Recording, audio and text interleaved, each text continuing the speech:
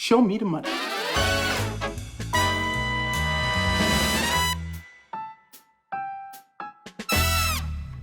O que eu mais gosto do Stock Pickers é que no final é um momento da minha semana que eu me obrigo a fazer uma conversa que eu já faria de qualquer maneira. A única diferença é que a gente liga câmera, microfone e leva isso para outras pessoas participarem. Então é um negócio muito mágico, assim. Acho que até por isso que a gente tem essa conexão tão forte com a nossa audiência de encontrar por aí e parecer que são amigos, assim. Eu falo às vezes no último episódio eu falei de uma possível namorada, que quase foi uma namorada, os caras me mandando no Instagram, falando, então quer dizer que você terminou, coisa do tipo. Então gera essa conexão. Mas, Cláudio, você está há muito tempo no mercado, muito tempo com cota, né, com fundo. Uhum. Né, pro bem e pro mal, pro né? bem e pro mal, né? Exposto. E você viu muita coisa também. E eu gosto muito de ter esse tipo de conversa justamente em momentos como esse. Por quê? Porque a gente estava até falando, né, nesses dias. É impressionante a quantidade de ruído que hoje a gente se expõe, porque, putz, rede social, notícia, tudo digital, tornou tudo mais acessível a todo tempo, você é bombardeado por conteúdo, até por isso é importante você fazer uma boa curadoria. Mas no final, assim, por exemplo, a cada semana estoura uma guerra, aí agora está escalando o conflito no Irã, Israel, Estados Unidos entrando junto, retaliação, os Estados Unidos conseguiu se defender, e aí você já começa a escutar banco lá fora falando que o preço do petróleo vai para 110, possivelmente o Brent vai para $110 o barril, e aí, eu não sei, e o investidor ele vai ficando com medo, né, desse tipo de situação, porque isso mexe com o sentimento também, principalmente, né? Mas eu queria fazer um papo com alguém como você, que já viu muita coisa, pra gente tentar separar o que é ruído e sinal. Porque além dessa questão do conflito, tem várias outras discussões aqui, que eu poderia ficar citando, mas que eu até queria te ouvir.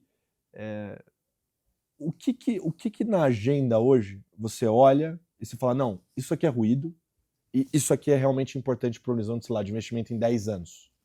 Como é que tá a sua cabeça para tudo isso que a gente tem vivido nesse momento? Olha, eu acho que quando a gente voltar no tempo, daqui a 10 anos e estiver olhando esse momento presente, talvez a coisa que está acontecendo hoje, que seja mais importante, é a guerra comercial entre Estados Unidos e China. Mas eu não acho que é pela guerra em si, mas é muito mais porque esse é uma encruzilhada de duas questões de dinâmicas internas na China e de uma dinâmica interna nos Estados Unidos, e que tem consequências globais. Então, só fazendo um paralelo da lista de coisas que você falou, por exemplo, esse tema do conflito no Oriente Médio é um conflito que já existe há muitas décadas. Na década de 70 ele foi muito importante, porque ele, naquela época, mudou o preço e a oferta de petróleo mesmo. Isso não é mais verdade hoje, né? Ele eventualmente pode ter alguns deslocamentos de preço, mas dentro de parâmetros aceitáveis. E a intensidade de petróleo nas economias é muito diferente do que era nos anos 70. Então, isso é um tema regional muito importante para quem está naquele lugar. Para o resto do planeta como um todo e para a história, provavelmente bem menos.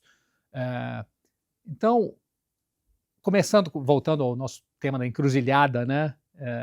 Acho que vamos começar por um lugar que eu acho que é a China, que talvez seja mais interessante. E hoje a China está num momento em que ela está com esse crescimento de 5%, né, ao ano, depois de ter anos de crescimento até muito maior. Mas ele é um crescimento que as pessoas chamam de desbalanceado. E quando se fala desbalanceado, por quê?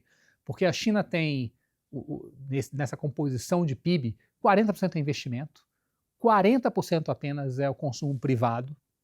Então, só a gente, voltando aqui na nossa aula de economia do primeiro semestre, né? O que é o PIB pelo lado da demanda? É o consumo privado, é o consumo do governo, é o investimento e exportações líquidas. São só essas 4 coisas. Então, a China o consumo privado é 40%. No mundo, esses parâmetros giram em torno de 60%. No caso dos Estados Unidos, que tem um consumo privado super alto, 70%. Então, para você ver como é longe, né? E 40% em investimento. Esse número de investimento ele roda no mundo por volta de 20 alguma coisa. Então, é uma intensidade de investimento muito alta que, quando você olha onde está a infraestrutura da China hoje, que já é uma infraestrutura de primeiro mundo, Sim. esse negócio você fala, cara, qual o retorno sobre esses investimentos adicionais? Porque, óbvio, quando você, por exemplo, constrói uma estrada, digamos aí, entre Sinop e Itaituba, né? Ali, estou falando daquela saída do Arco Norte, e você pode mandar soja, em vez de mandar para até Santos, mandar lá para o Tapajós. Cara, o que gera de PIB isso aí é enorme, não só pela estrada em si, mas porque você viabiliza uma cultura, pode ter volume maior, porque os preços de transporte caem, você se torna mais competitivo e o volume sobe.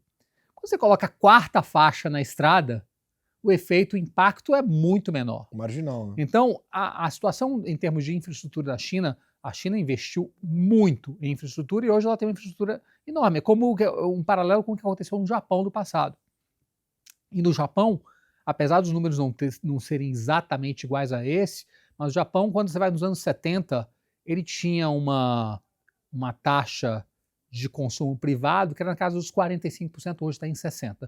Ou seja, isso aconteceu ao longo de 30, quase 40 anos, o Japão saiu de 45% para 60%. Então, qual o paralelo que eu quero fazer aqui? Imagina quanto tempo vai levar para a China fazer esse rebalanceamento, porque as pessoas têm a solução prática, né? A China precisa rebalancear, diminui o investimento e sobe consumo. Mas é assim, você leva de 40 para 60 em 2 anos, não vai acontecer em 2 anos, vai acontecer ao longo de algumas décadas. Ainda mais porque, nesse aspecto, o Xi Jinping foi muito claro, né? Em 21, ele falou uma coisa que eu acho que até pega muito com o tema de América Latina, porque ele fez uma declaração naquela conferência econômica que eles fazem no final do ano, que era o seguinte: ele fez uma crítica ao estado de bem-estar social, né? E usou a América Latina como exemplo. Disse, olha, o excesso do estado de bem-estar social, ele gera uma sociedade preguiçosa e, além disso, pessoas que recebem benefícios sem trabalhar, e isso causa danos no tecido social. Ele foi além. Aí ele falou que isso provavelmente gerava uma sobrecarga no Estado, e por conta disso os países da América Latina tinham acabado na armadilha da renda média. E então, quando você vê que alguém pensa dessa forma... ele falou mais um outro ponto que eu acho que é interessante. Ele falou isso para uma pessoa que tem um poder absoluto, né? Ou seja, que não precisa de aprovação popular. Falou que quando você dá benefícios, esse tipo de benefícios, tirar é muito difícil. Então, na verdade, essas coisas vão se compondo no tempo. Então, alguém que tem uma cabeça dessa, claramente a gente está entendendo que essa transição de investimento para consumo na China vai ser uma transição muito, muito lenta. Então, como é que a China faz se eles querem continuar crescendo 5%? Por exclusão, se isso não vai vir de uma transição rápida para consumo, ou eles vão conseguir melhorar a parte de exportações líquidas, que aí eu acho que é onde pega nos Estados Unidos. Porque o que a China vinha fazendo? Eu exporto. Inclusive pelo seguinte, a gente estava falando sobre a restrição que ele tem para poder fazer mais investimentos por conta da infraestrutura, né? Que é uma infraestrutura muito boa e os investimentos, os retornos sobre esses investimentos são decrescentes. Quanto melhor a sua infraestrutura, menos você adicionar uma faixa extra na pista vai gerar de retorno. Nesse caso, quando a gente olha aqui por exclusão, né, a solução é exportar mais. E é isso que a China vem fazendo. Vinha tentando colocar mais coisas nos Estados Unidos, colocar mais coisas nos outros lugares, subiu na escala do que ela pode vender, né? E agora você anda agora nas ruas de São Paulo, você vê um monte de carro chinês. Há 10 anos atrás isso não existia. Até tinha carro chinês, mas eram vistos como produto de segunda qualidade, né? Hoje não é mais. E então, com preço muito competitivo pelo subsídio do governo. E esse ponto que você comentou é interessantíssimo, né? Porque a China vive hoje um problema de demanda. Porque a inflação lá ela é praticamente zero. Exatamente. Por quê? Porque você tem uma oferta que é enorme. É isso que a gente estava discutindo antes. E eles sempre tentam atacar na oferta, né? limitar a muito. oferta de A China, produto. inclusive, fez mais uma transição, que foi uma transição incrível, porque eles pensam que a China teve um crescimento muito grande do setor externo, né? Virou a fábrica do mundo. Esse negócio, quando chega lá, ali perto daquela grande crise financeira, esse negócio dá uma desanuviada e eles chegam a um pico em termos dessa parte da conta corrente. E o que é que eles começam a fazer? Eles têm um boom da parte do real estate, né? Na parte imobiliária ela cresce, chega a um pico, se não me engano, de duplo dígito alto na parte de real estate. Nos últimos 3 anos esse negócio desinflou de uma maneira muito grande. Onde que eles colocaram esse dinheiro? Indústria. Agora, esse dinheiro está causando umas distorções enormes, né? Você vê que na parte de painéis solares os preços foram para o chão, todo mundo basicamente quebrou. E isso, eventualmente, se você coloca dinheiro demais, o que é que vai acontecer? É que ninguém ganha dinheiro e as empresas, no final das contas, quebram. A China é interessante porque eles fazem um estudo do que aconteceu com o Japão muito aprofundado, né? É até engraçado como essas coisas mudam no tempo, né? Porque o Japão, quando você olha o Japão, tanto no século XVII e tudo mais, o Japão ele copiou tudo da China, né? Ele importou a cidade japonesa, Kyoto, ela foi inspirada em Xi'an. A China não só influenciou arquitetonicamente, mas culturalmente e economicamente o Japão. Mas depois a China vai exatamente copiar do Japão aquele modelo de usar mão de obra, que é o que o Deng Xiaoping começa a fazer nos anos 70, de abrir o país, dizer, ó, botem as fábricas aqui e a gente vai vender nossa mão de obra barata. É o que o Japão fez. O Japão fez exatamente isso. E depois, eu acho que o que a China olha hoje, e por conta disso essa guerra comercial, dizer, eu quero continuar vendendo, eu não vou apreciar minha moeda, é porque no Japão, no final dos anos 80, ali quando teve aquela pressão dos Estados Unidos, o que o Japão fez? O Japão estava numa situação muito similar. O Japão cresceu loucamente, foi o país que mais cresceu durante a maior parte do século XX, até o final do século XX, e nesse momento o Japão começa a ter uma questão, porque ele também não tinha mais como investir, o consumo era um pedaço muito pequeno da economia, eu falei 45% nos anos 70, né? E agora o Japão era super produtivo, era muito competitivo. Lembra? Nos anos 90 falava-se que o Japão ia dominar o mundo, não ia existir mais indústria nenhuma, tudo ia ser produzido no Japão, ia conquistar a terra. E o que é que o Japão faz nesse momento, muito por pressão dos Estados Unidos? Eles apreciam a moeda e tem algumas restrições quantitativas. Por definição, o que acontece com o Japão? O crescimento cai. E ao longo dos próximos 30 anos, o Japão vai fazer essa transição de reequilíbrio entre investimento e consumo. Não tem crise nenhuma, né, porque afinal de contas o Japão é superavitário em conta corrente. Então, uma das coisas que pode acontecer com a China é que eventualmente o crescimento da China, uma solução possível, né, para esse reequilíbrio, é o crescimento da China despencar de 5 para 0. Isso vai gerar uma crise social? Provavelmente não, como não gerou no Japão. Porque quando você pega o trabalhador japonês, ao longo desses 30 anos, a vida dele melhorou. Ele trabalhava loucamente quando você vai nos anos 70, nos anos 80. Tem uma passagem da biografia do Phil Knight, né, que é o fundador da Nike. Isso. E ele conta, cara, essa parte foi a que me impressionou muito. Ele conta quando ele chega pela primeira vez visitando o Japão, porque ele estava produzindo todos os tênis na época no Japão e financiado pelas trades japonesas. E ele fala que aquilo era um grande workshop das pessoas trabalhando e com turnos que não paravam. E assim, é muito vívida a descrição dele. E você vê que é uma coisa muito parecida com o que a China virou depois, né? Exatamente a mesma coisa.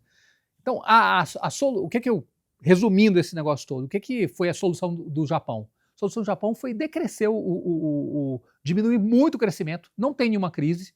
Eles tentam colocar mais dinheiro em infraestrutura. Esse dinheiro que é colocado aumentou muito a dívida, mas não trouxe crescimento. Porque fora o que você teve de gasto, quando você está construindo a obra nova linha de trem e tudo mais, ele não gera um benefício subsequente. Então, a China hoje, eu entendo que ela olhou isso e disse, eu quero evitar esse negócio. O que eu posso fazer diferente aqui é o seguinte, eu posso continuar sendo o workshop do mundo e os Estados Unidos não vão me impedir de fazer isso. Como aconteceu no caso do Japão. né? Eu não estou querendo entrar em méritos se está certo ou se não está, ou o que vai acontecer, mas eu acho que tem alguns cenários que a gente consegue imaginar para a China. O primeiro é o crescimento despencar, mas não tem crise. Outro é deles serem bem-sucedidos em virarem um grande fornecedor de produtos para o mundo inteiro. Eles já fizeram essa transição, né? Eles já vendem hoje mais para o sul da Ásia do que para os Estados Unidos. E isso virar um novo equilíbrio. E aí, exportações líquidas é o que vai sustentar o PIB, e isso pode gerar investimento sustentável também, né, nessas cadeias. Então, aí quando a gente vai para os Estados Unidos, né? Eu só ia te perguntar sobre esses 2 pontos, Cláudio, porque é o seguinte, sobre ser esse local de produtividade, esse parque para o mundo, né, de produção.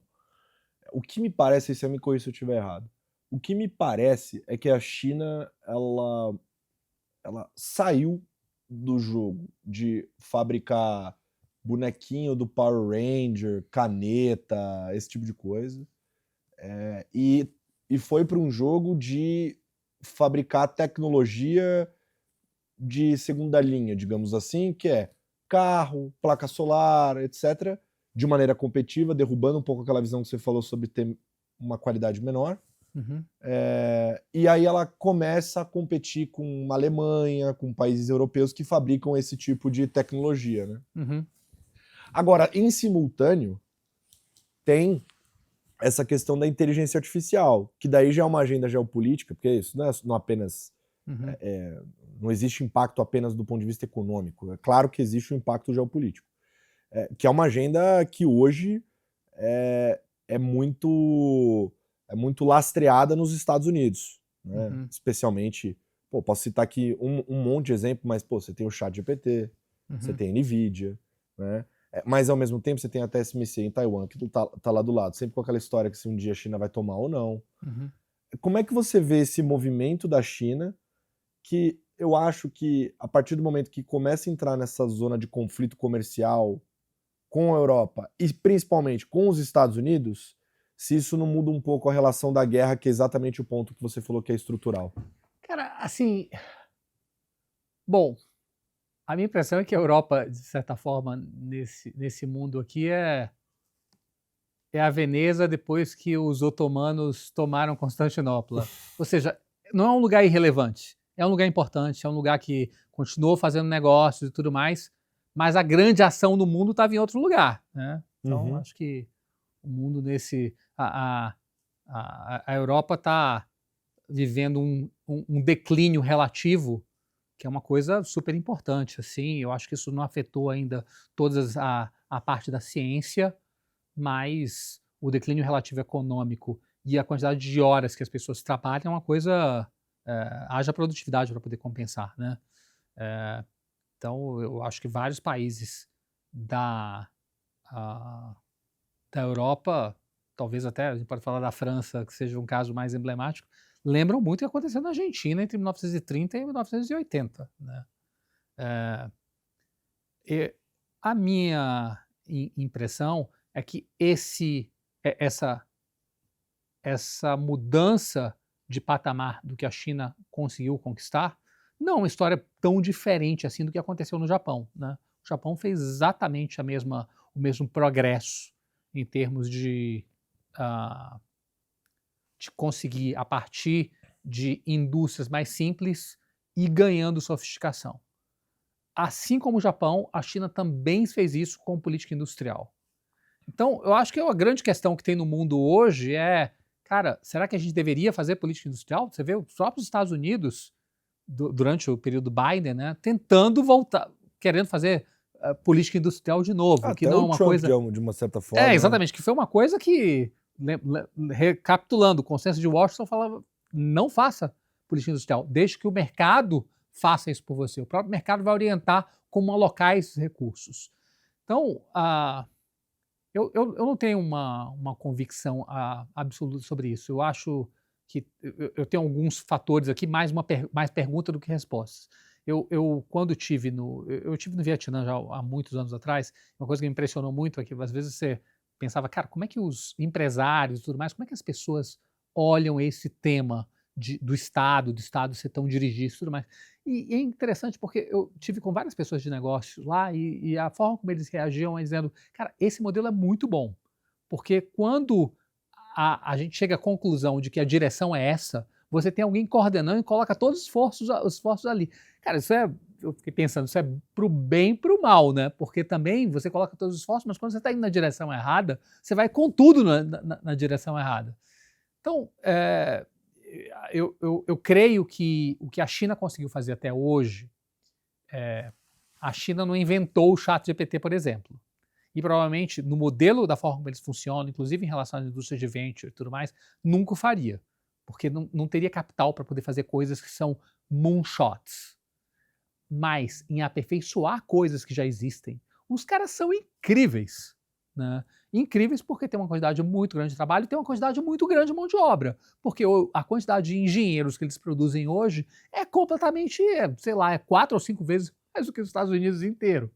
Né? Então, e fora os que retornam, né? Porque você vai hoje, em boa parte dos programas de doutorado em STEM, né? Nos Estados Unidos, praticamente todo mundo é asiático.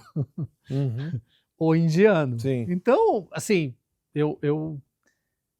esse é o meu comentário assim, sobre esse tema, mas eu não tenho uma resposta sobre isso. Eu acho que é um fato que eles já fizeram esse upgrade em termos das suas competências. É notório, até exemplificando muito bem o que você acabou de comentar, o episódio do DeepSeek que balançou o mercado é exatamente isso. Exatamente. Apareceu um modelo de inteligência artificial supostamente de muita qualidade, sendo algumas vezes mais barato. Agora, o ponto que eu queria trazer aqui de volta para a discussão, eu estava entendendo ali o plano cartesiano que você estava fazendo do mundo, assim, estrutural.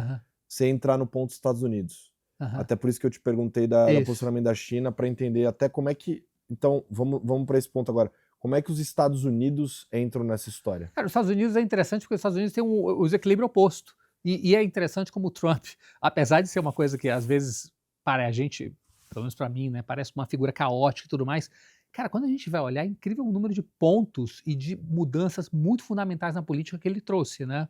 O Trump foi o cara que, só para a gente recapitular, que mudou essa questão da abordagem em relação à China, de engajamento estratégico, que era sempre a política até o Obama, para esse sujeito é o nosso inimigo. Para basicamente dizer que agora é uma competição estratégica. E, eventualmente, muitas vezes tratando como inimigo. Ele trouxe o tema da imigração, que, independentemente de se o efeito é benéfico, eu acho que é mais benéfico do que maléfico, era uma questão social, que estava lá e ninguém falava, né? Mas ele trouxe esse negócio, trouxe debate ao público. Eu acho que isso aí tem algum mérito.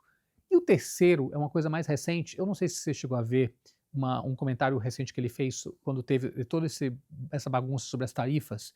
Ele estava falando, talvez a gente tenha que consumir menos e as crianças, em vez de terem 10 bonecas, vão ter 2 bonecas.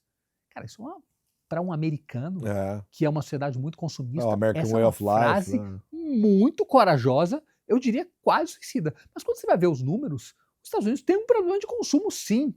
Né? É uma sociedade que consome 70% do PIB dos Estados Unidos é consumo privado.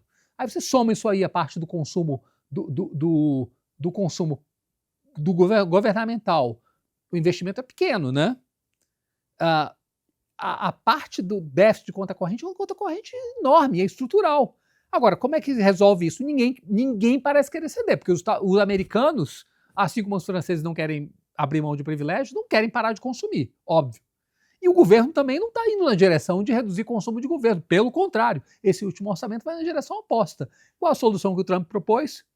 Cara, vamos fazer o seguinte, vamos acertar essa parte das nossas exportações líquidas, né, que é o quarto componente lá do nosso PIB, ajustando os termos de troca. Então agora vocês vão pagar tarifas, então eu vou começar a comprar todas as coisas aqui de uma maneira muito mais barata, vou vender as minhas coisas eventualmente mais caro, porque você é mais competitivo, e vamos ajustar esse negócio e eu vou continuar absorvendo essas coisas, só que sem gerar um déficit de conta corrente. Realmente é uma solução bastante engenhosa. Obviamente eu estou reduzindo isso aqui, mas é uma solução super engenhosa. O problema é combinar com os demais do resto do planeta, né? que topam um deal desse tipo. A gente está vendo como está sendo difícil você emplacar esse tipo de negociação. E até gente que está embaixo do guarda-chuva de segurança, como o Japão, está colocando o limite, dizendo, cara, depois daqui eu não vou.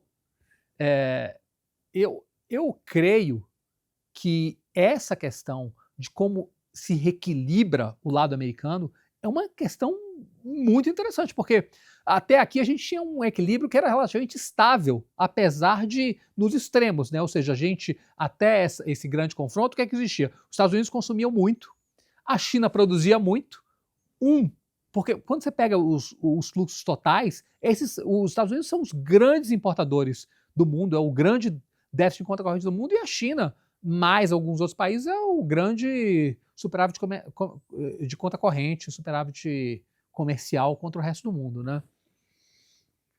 Então, esse ajuste do investimento nos Estados Unidos não vai acontecer rápido. Não vai acontecer porque até você mudar as condições em que incentive, se cria os incentivos e a competitividade para você ter o investimento lá, não mandatório, né? Porque isso não vai acontecer. Pode ser que isso ande, mas isso vai levar anos.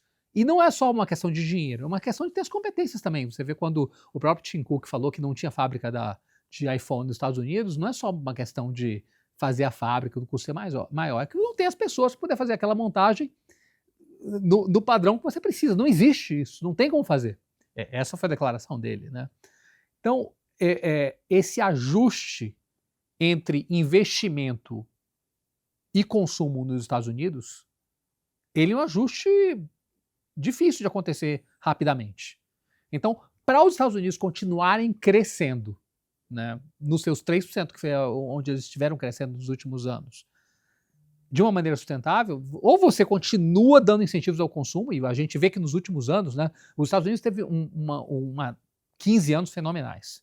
Os primeiros foi porque eles fizeram um ajuste rápido e muito efetivo depois da grande crise financeira, né, eles limparam os balanços dos bancos, isso permitiu uma zeragem de todo esse processo, e logo depois veio o shale. E o shale, cara, foi uma revolução, né? Do ponto de vista de competitividade industrial. Você transformou toda a indústria química super competitiva, o lugar mais barato do mundo. Era o gás muito barato, você transformou, esse negócio gerou vários pontos de PIB para os Estados Unidos. E você tem isso aí rodando até, sei lá, até pouco antes da pandemia, e depois a gente tem uma combinação de duas coisas muito relevantes. Uma imigração muito forte e incentivos fiscais enormes. Isso faz com que os Estados Unidos sigam crescendo de uma maneira muito robusta. Mas será que existe espaço para continuar incentivando esse modelo, ou seja, colocando mais dinheiro e fazendo mais impulso fiscal para que o consumo rode nesses patamares? Difícil. Não é impossível, tá? A gente não sabe onde isso quebra. Pode ser que esteja distante ainda. Vamos lembrar só que há muitos anos atrás falava-se que existia um limite para a dívida dos países, mesmo os países desenvolvidos, que era em 100% do PIB. Depois de 100% do PIB, o inferno ia romper, né? A tempestade ia cair. Mostrou que não. O Japão bateu 200. Isso. De dívida bruta, 260. Dívida líquida, 160. Os Estados Unidos já está acima de 100. Sim, acho que é 140, alguma então, coisa assim, essas coisas, às vezes, a gente não sabe onde são os pontos onde quebra, né? Então, a minha leitura aqui é que se investimento não vai acontecer, se o consumo é difícil você continuar insistindo nisso daí, e parece que existe a conclusão na sociedade, pelo menos na elite, de que isso não é um modelo sustentável, ou você faz um ajuste na parte do canal externo, de contas externas, ou o crescimento tem que cair muito para você poder fazer essa transição. Ou seja, com o crescimento mais baixo, é mais fácil fazer a transição, né? Porque você vai lentamente, você passa vários anos crescendo muito pouco, como aconteceu com o Japão. O Japão não me parece que é um exemplo de insucesso. É um exemplo de sucesso, você fez uma transição incrível, sem nenhuma grande crise. Agora, essa não é a expectativa que existe, né? Nem dos mercados, nem eu acho, de boa parte da população americana. Então, como esse tema vai ser resolvido, eu acho que a gente estava falando, né, sobre o que é sinal e o que é ruído. Eu acho que esse é o grande tema do momento que a gente está vivendo. É quando você tem... E eu acho que outra grande questão é se por acaso o que a gente tem para frente é um mundo, eu acho que certamente não é mais um mundo unipolar, mas talvez seja um mundo bipolar, ou seja, como era na época, né, dos Estados Unidos e Rússia, onde você tinha China dois e Estados universos, Unidos. China e Estados Unidos.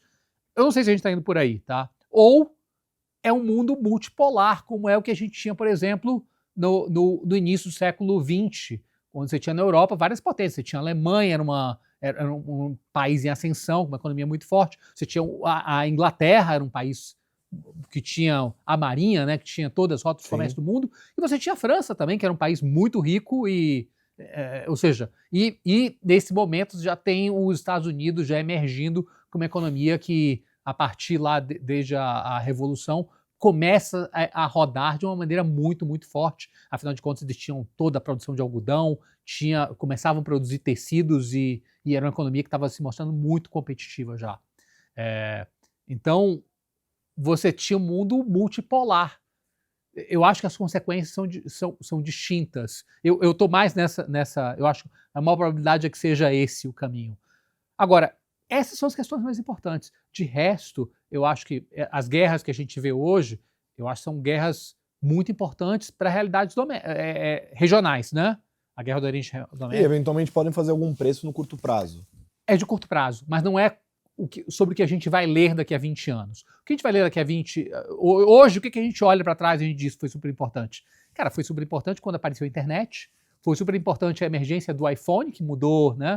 Eu tô falando do iPhone, mas na verdade é do smartphone. Sim, né? sim. Então, essas são coisas... E quando você tem as mudanças de regime. Então, quando tem a mudança de regime no final de 89, que o mundo deixa de ser bipolar, né?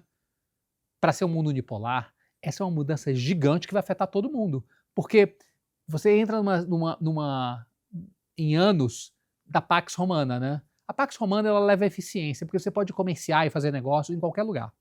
Antes você não podia fazer negócio com a Polônia, antes vários países não faziam negócio com os russos, né? Ou pelo menos não tinha intercâmbio em todas as esferas. A Pax Romana, ela leva a intercâmbios, ela leva a troca de informações, porque você tem um garantidor único da segurança e todo mundo joga por essas regras. Então, mas a gente vivia a Pax Americana. Isso, exatamente. Os Estados Unidos era a polícia do mundo, né, basicamente. Isso aí. E o que a gente tem visto recentemente foram sinalizações onde os Estados Unidos está recuando nessa agenda. Por isso que eu estou dizendo, o ponto que eu quis fazer aqui é dizer exatamente isso. O que a gente vai olhar daqui a 10 anos, vai dizer e o que está acontecendo hoje? Eu acho que a gente talvez seja num momento de transição de regime e a gente talvez seja num momento de transição de quando você tem esse modelo econômico, ele vai começar nos anos 70 na China. E ele casa muito bem no mundo unipolar, porque todo mundo investe em tudo quanto é lugar. E aí você tem a Ásia como grande vencedor desse momento. Que é um momento muito diferente, cara. Vamos lembrar que entre o início do século XX até o final dos anos 70, o Brasil foi o segundo país que mais cresceu no mundo, com um modelo de negócio muito diferente. E que depois fez nesse outro universo, quando o mundo virou multipolar e as cadeias de valor apareceram, o nosso modelo de negócio ruiu. Ele parou de funcionar. E aí depois a gente pode falar o que está acontecendo hoje de relevante no Brasil, talvez esse seja um bom gancho. Mas eu acho que essas são as questões que daqui a 20 anos a gente vai estar olhando, e você falou da tecnologia. Tecnologia, o que a gente vai estar olhando? Eu acho que essa questão da emergência da inteligência artificial e dos robôs, e aqui eu acho que são humanoides, drones e veículos autônomos. Essas três tecnologias, a tecnologia é uma única, né? Mas essa junção de inteligência artificial com robôs, os três, né?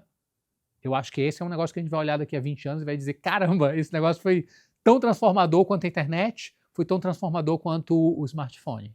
E tudo que é exponencial, o ser humano tem dificuldade de quantificar, entender, prever. Então, realmente eu entendo a gente, de alguma forma, estar num momento onde existam mais perguntas do que respostas. Mas eu imagino que você fica tentando elucubrar o que vai acontecer, né? E aí eu queria perguntar sobre isso, porque até aqui eu entendi que tem algumas perguntas, mas daquilo que você conseguiu já consolidar mais, cristalizar as ideias na sua cabeça, o que você acha que é produto disso tudo que você acabou de comentar? Ou seja, se a gente vai estar discutindo isso daqui a alguns anos, até porque você tem que se posicionar nos seus fundos também, Uhum. o que você acha que a gente vai ter de mensagem para o mundo? O que a gente vai, de maneira prática, o que altera? Já entendi que uma das coisas é o mundo crescer menos. Você estava... então a gente deixa para falar sobre Brasil, o que é Isso, relevante no Brasil aí eu quero depois, puxar pro e Brasil, vamos falar agora sobre o que tem de consequência de investimento, né? Cara, eu acho que você tocou num ponto, acho que talvez seja um mundo que possivelmente cresce menos. Esse é um dos arranjos, porque pode ser que não seja isso, pode ser que a gente continue crescendo, mas se for crescendo, criando mais distorções que podem não acabar em algum tempo, elas vão levar a ajustes mais severos em algum momento. Mesmo que esses ajustes não sejam... Tipo, a China não vai ter nenhum problema de ajuste, porque não que impacte outros, né? Porque ela financia com dinheiro doméstico. Os Estados Unidos não. Os Estados Unidos têm um déficit de conta corrente. E financiado com investimento de portfólio. Ou seja, que nem a crise da Ásia, só que é uma diferença grande que a Ásia não emitia dólar, né? Nos anos 90. Os Estados Unidos emitem dólar, então eles não vão viver essa crise. Mas, eventualmente, pode ser que seja um momento que as pessoas dizem, cara, não quero mais colocar dinheiro aí. Agora, do ponto de vista de investimentos, a coisa que talvez seja mais relevante é o que vai acontecer com as Mag 7. Eu estou tocando nesse ponto porque esse foi um investimento que, nos últimos 15 anos, foi das melhores performances que tem. Sim. E eu acho que virou muito popular entre gestores e entre investidores brasileiros, né? Sim, claro. Também, todo mundo. Sim. Eu vejo muitos comentários sobre Google e Facebook, todo mundo virou um especialista nesses nomes, né? Eu tenho alguns comentários para falar sobre isso, e são perguntas também. A primeira delas o comentário é o seguinte: eu não sei o que vai acontecer, mas toda vez que a gente teve uma mudança da tecnologia, quando você teve o mainframe foi para computação distribuída, os microcomputadores, né? Quem eram os vencedores dessa época? IBM e Bull, enfim, eles não foram os ganhadores da segunda etapa. Foi aí apareceu a Compaq, apareceu a Dell, apareceu a Microsoft, foram outros players. E aí quando você tem a internet aparecendo, esses caras dessa época também não foram, exceto a Microsoft, né, que se reinventou, não foram os vencedores da etapa seguinte, porque é natural, você acaba tendo um efeito Kodak aqui, você acaba se amarrando demais no que você pode perder dos seus produtos. Então, leva a uma resistência a fazer as mudanças corajosas, né? Tipo o Netflix, que num certo momento acabou com o envio por correio e foi com tudo para o streaming. Cara, é difícil alguém fazer um all-in desse tipo. Muito difícil. E muito corajoso.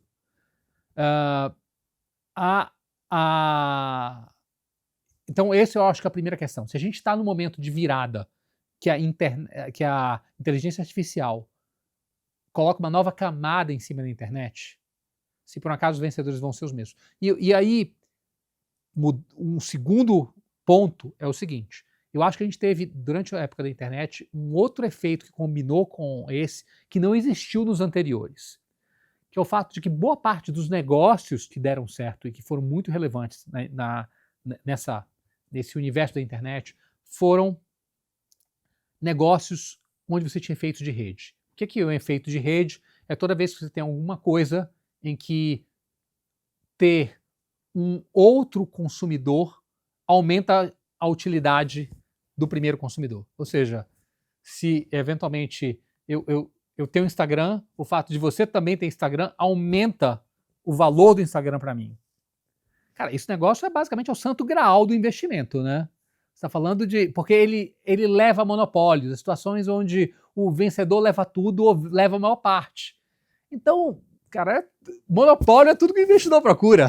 É uma coisa fenomenal. E no final das contas, o Google é exatamente isso. O Google, da forma como o algoritmo funciona, quanto mais gente está fazendo busca e alimentando o algoritmo, melhor ele fica.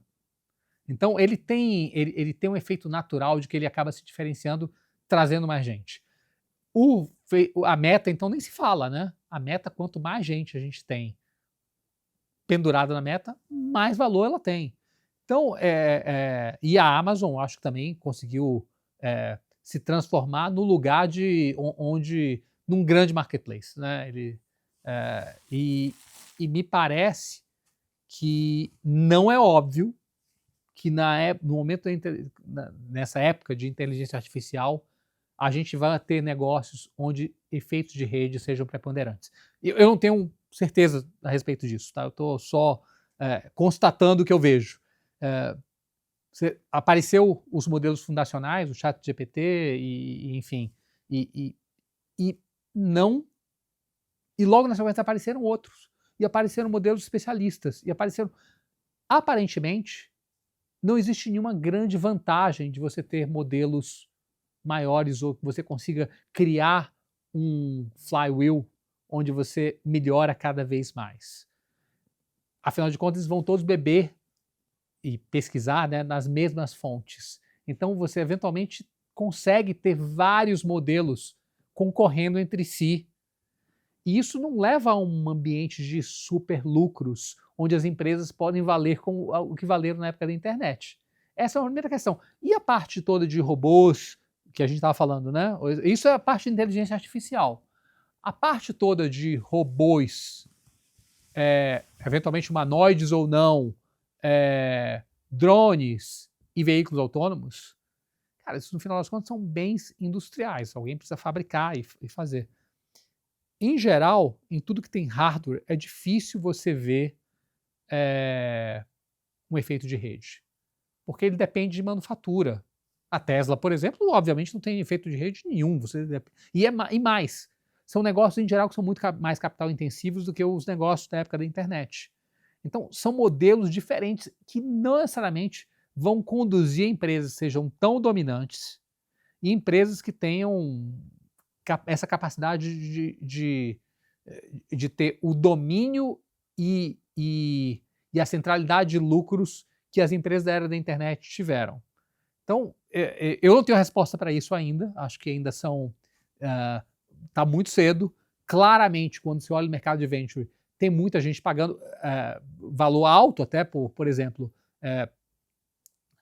pode ser que o que aconteça com os robôs seja a mesma coisa que aconteceram com os computadores, os microcomputadores, né? Você tem alguém que vai fabricando o hardware e você tem um outro fabricante de software e você eventualmente tem um modelo fundacional e o valor está ali. É possível. Agora, me parece que essa questão dessa emergência desses outros negócios pode levar a rupturas, porque claramente a inteligência artificial a gente sempre vê isso, né? Normalmente, só pensando de novo, parecia que o monopólio do Windows nunca ia acabar e o monopólio do Windows efetivamente nunca acabou. O que aconteceu é que as pessoas saíram do computador de mesa e foram para o celular. E aí, com isso, o Windows perdeu abrangência e perdeu relevância. Então, não é que alguém vai suplantar o Google. O que eventualmente pode acontecer é que o lugar onde você faz pesquisas e o tipo de interação mude de lugar. Então, outras formas, outros arranjos podem deslocar essas companhias. Então, a grande dúvida que eu tenho é se, por um acaso, o modelo de negócio... E a gente vive em raciocínio linear, né? Ou seja, o mercado projeta que esses negócios vão continuar por muito e muito tempo sem mudanças. Na prática, as coisas não são assim. Na prática, as coisas mudam. Então, assim, até para eu tentar tangibilizar a sua cabeça nesse sentido, né? Pelo que você falou, eu senti uma conotação de dúvida, mas eu diria até, de certa forma, uma cautela. Porque você está me dizendo que você não sabe quem é que vai vencer esse troço. Porque, por exemplo, o Google é um grande debate do mercado hoje em dia. Você tem uma companhia que é uma geradora de caixa brutal, que tem caixa também, ou seja, pode ser a fazer alguma aquisição eventual, etc. Então, sei lá, tem mais de 100 bi de dólar de caixa, é muita coisa, e gera muito caixa. Mas, ao mesmo tempo, é uma empresa que tem um outro lado do mercado que diz que daqui a 10 anos vai desaparecer porque o ChatGPT vai basicamente substituir o que o Google faz hoje. Eu poderia entrar aqui nas segundas derivadas dessa escala, que impacta até no limite, o que a gente faz aqui no Stock Pickers, por exemplo. Imagina a partir do momento que as pessoas pararem de escutar podcast ou verem vídeos e lerem apenas resumos que foram feitos pela inteligência artificial. A minha audiência hoje, que é X, vai a 0. A mesma coisa acontece para matéria. Ou escutar, né? Exato. A matéria no Infomoney, por exemplo, né? Se o chat traz lá para você, lê a matéria e te traz os pontos, a audiência... Então, assim, é um debate realmente que tem várias derivadas que são preocupantes. Mas aí você, como gestor, o que você faz? Você fica de fora? É isso? Assim, agora não é hora de ter MEG. Eu acho que os riscos não estão refletidos nos preços e a gente está no momento de virada. É uma transição lenta, tá? Isso não vai acontecer agora nos próximos meses. Mas eu não consigo olhar os níveis de valor e dizer, cara, tem suficiente proteção nisso daqui e esses modelos são robustos diante as mudanças que a gente está vendo. Eu acho que aqui é entre não toco ou vou short. Entendi, perfeito. Mas dito isso, eu acho que tem várias coisas interessantes acontecendo no mundo também, cara. Assim, então, mas aí mercados emergentes de uma forma geral. Eu ia falar assim, então já que MEG saiu do mapa, ou seja, não toca ou é short, o que para você hoje, dito esses movimentos que você tem enxergado, o que é tema de investimento para Apollo? Lá fora primeiro, para depois a gente vir para o Brasil. Lá fora eu creio que tem... A gente não faz isso, tá? Mas eu acho que de uma forma macro faz bastante sentido.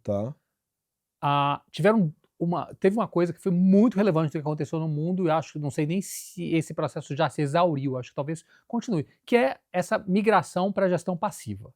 Cara, esse negócio da gestão passiva, ele tem, obviamente, no final das contas, o que é? Ele é uma carona. Alguém está definindo, fazendo as referências de preço, e você está pegando uma carona gratuita em alguém que está fazendo a referência de taxas preço. baixas, gratuito. Exatamente. Não. O problema é que esse processo foi tão longe que para muitos, óbvio que Google, Facebook, essas empresas muito, muito grandes, ou mesmo a American Express, ou JP Morgan e por aí vai ter gente cobrindo e vai ter gente acompanhando as grandes empresas de utilities e tudo mais, isso vai ter. Agora, cara, tem mais uma infinidade de empresas lá, quando vai pegar o Russell, uma quantidade enorme de empresas. E aí a questão é o seguinte, quem hoje em dia acompanha essas empresas? Não. A maior parte dessas empresas, tanto é que você vê que houve uma disparidade de valor entre essas partes do mercado enorme. E obviamente que o processo do investimento passivo, ele é eu ia usar a palavra burro, mas não é, ele é automático, a palavra não é burro, porque não é burro. Ele é automático, então ele vai, na verdade, ele vai alocando para quem mais tem. Então, para quem tem valor de mercado maior. Então, quanto mais ele só reforça esses processos. Então, a minha impressão é que, e eu também não sei se por acaso esse negócio é uma coisa que acontece agora, é que existirá muita ineficiência nessa parte do mercado. Assim como a gente via há muitos anos, quando eu comecei na indústria de fundos, o que eu achava mais interessante nos mercados emergentes era que tinha uma quantidade brutal de ineficiência. Você olhava o nível de disparidade de valor entre as empresas, e aqui eu não estou falando do nível absoluto, mas o nível de disparidade dentro do mercado era muito mais brutal do que você via em mercados desenvolvidos. E acho que hoje, dos mercados desenvolvidos, o que está acontecendo aqui na parte dos market cap menores, o que tem hoje é uma diferenças muito brutais, porque não tem mais quem esteja sendo pago para poder fazer a definição do valor. Então, acho que esse é um tema. Agora, outra coisa que eu acho muito, muito interessante eu acho que mercados emergentes, de uma forma geral, estão em precificações, talvez exceto a Índia, que tem uma dinâmica diferente, estão em patamares de precificação bastante atraentes em termos históricos. Não só o Brasil, mas eu acho que isso é verdade para o Chile, isso é verdade mesmo para vários países na Ásia, né? E a China, eu não sei, eu acho que a China, eu tenho mais dificuldade se o mundo caminhar para ser um mundo bipolar, que eu não acho que é o mais provável. Mas se o mundo for um mundo multipolar, parece que o mercado chinês poucas vezes esteve tão barato. É bem verdade que é um mercado onde os retornos não fluíram para boa parte das companhias listadas, né? Eu acho que quem foi no Private Equity acabou indo melhor. E as companhias internacionais tem só uma questão, porque se a gente olhasse como é a estrutura legal do que você está comprando, ela é ultra frágil, né? Porque você, na verdade, quando você compra, por exemplo, a Alibaba, você compra, na verdade, um VAI, que é, você está comprando, ou seja, a estrutura legal, não é que você compra uma ação da Alibaba. Você compra, na verdade, uma ação de uma empresa, eu não sei se é a NBVI ou se é Cayman, o Alibaba, que por sua vez tem um contrato de variable interest, né, com a empresa chinesa, e ele paga, e esse é um contrato que está numa categoria cinza, mas sempre foi honrado. Então, presume-se que continuará sendo, mas ele não é a prova de bala, né? Mas, enfim, cruzando essa linha, eu acho que aí são coisas onde eu consigo ver valor. Acho que mesmo no Japão também é um mercado bastante interessante, e talvez, e parece, com a moeda tão depreciada e tudo mais, em várias indústrias que são expostas a isso que a gente está falando, né? Automação, robôs, eficiência industrial, super bem posicionados. Agora, se no mundo tudo acaba em pizza, no Brasil, no Stock Pickers, Brasil não, no Stock Pickers tudo acaba em Brasil. Vamos lá. A gente sempre gosta de deixar o nosso queridíssimo país por último. Assim, eu não gosto muito quando os temas ficam monocromáticos. E Brasil ficou. A gente só fala de eleição. Ame ou deixe, né? Cara, e é só eleição, 2026. E tá bom, eu já entendi isso. Eu já entendi que o Brasil terá um evento extremamente relevante, que é relevante para vários países do mundo, mas para o Brasil ainda mais agudo, que é a questão da definição do que será a condução de política pública e econômica para os próximos 4 anos, a partir do ano que vem, quando a gente tem eleição. Eu entendi isso já. E eu entendi que, dependendo do resultado que a gente assistir nessa eleição, naturalmente, como em todos os outros, as coisas devem ou não mudar por aqui, né? Ou pior, eu vou te desafiar em relação a isso. Mas, ao mesmo tempo, eu sei que existem alguns episódios aqui que hoje são menos comentados, mas eu lembro que na época que estavam em tramitação eram muito comentados. A gente abordou aqui no Stock Pickers, como sempre. Por exemplo, a reforma tributária, que é algo que eu lembro até que, quando nós fizemos os bate-papos aqui no Stock Pickers sobre o tema, os economistas que a gente recebeu, enfim, diziam, né? Olha, é muito cedo para falar dos impactos, porque isso vai entrar, vai gerar o ganho de eficiência ou não só no longo, e aí sim a gente deve enxergar os impactos. Mas é uma unificação que gera muito debate, porque de um lado tem os tributaristas e as pessoas dizendo, peraí, mas se vai virar uma alíquota unificada, qual é a alíquota, né? Porque aqui no Brasil a gente não sabe quanto é o imposto de fato, né? Por outro lado, você tem uma quantidade de horas gastas pelas companhias justamente para definir o quanto se paga de imposto, que é brutal, é uma dos maiores gargalos que a gente tem aqui no Brasil. Talvez esse seja um gargalo relevante. E tem aquelas loucuras do tipo, você manda o produto para outro lugar para você terminar um processo dele, manda ele de volta, às vezes o produto só vai para outro lugar para dormir e volta para cá, que a gente normalizou, mas olhando de fora, assim, se fala, cara, isso é absurdo, né? É meio doido. Então eu queria ouvir de você, assim, como é que tá a perspectiva para o Brasil? Já que você disse, vamos começar pelos pontos, já que você disse que desafia esse tema da eleição, vamos falar sobre isso? Vamos lá. E aqui eu vou andar na história também, eu acho que a gente vai fazer um zoom out para poder entrar nesse tema. Eu acho que a coisa mais importante que aconteceu no Brasil é que houve uma mudança do que eu vou chamar de nosso modelo de negócios. E essa mudança, ela não é tão antiga assim. Eu acho que essa mudança ela foi um processo, mas ela tem cerca de 10 anos que ela vem acontecendo, né? Eu acho que, para mim, pelo menos, ela ficou mais patente após a nossa crise lá de 14 a 16. Eu acho que ela já vinha vindo de antes, e aí ela começa a se materializar. E qual é o modelo de negócio do Brasil? O modelo de negócio do Brasil, vamos entrar nesse período aí que o Brasil foi super bem sucedido. Início do século XX, Ou seja, quando a gente pega ali do início da República Velha até o final dos anos 70. Cara, o Brasil cresceu teve o café, né, que foi uma coisa super relevante, mas a gente passou a ser muito eficiente no café. Tanto é que, em certo momento, a gente precisou queimar café, né? E isso foi quando o café saiu do Rio, veio para São Paulo, com imigrantes. A indústria mudou. E com muito capital de fora, teve a industrialização do Brasil, com o dinheiro que veio, né? Lembra? Os italianos vieram aqui, montaram fábricas, que eram fábricas que foram feitas para atender o mercado doméstico. Então era fábrica de tecido, para poder vender para aqui. Foi quando a gente vai chegar na década de 50, você vai ver as montadoras vindo para o Brasil, e aí a Volks vem para o Brasil, a Ford vem para montar, não plataforma de exportação, para montar, para fazer carros aqui para vender no Brasil. Esse é um momento no mundo em que você tinha esse mundo bipolar durante muito tempo, em que o capital circulava, mas não com bases dessa ideia de cadeias de valor, onde você fabricava um lugar para poder vender em outro. Não era isso.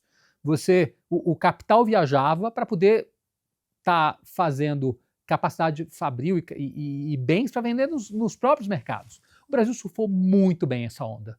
E ainda mais porque teve ainda uma questão demográfica, que foi esse êxodo rural, que gerou um boom de produtividade incrível. E aí a gente cresce como poucos outros países do mundo. Esse modelo, ele começa a se romper nos anos 70, quando vem o choque do petróleo, porque esse fluxo de capital para poder botar dinheiro e desenvolver, ele cessa. E tem mais uma questão.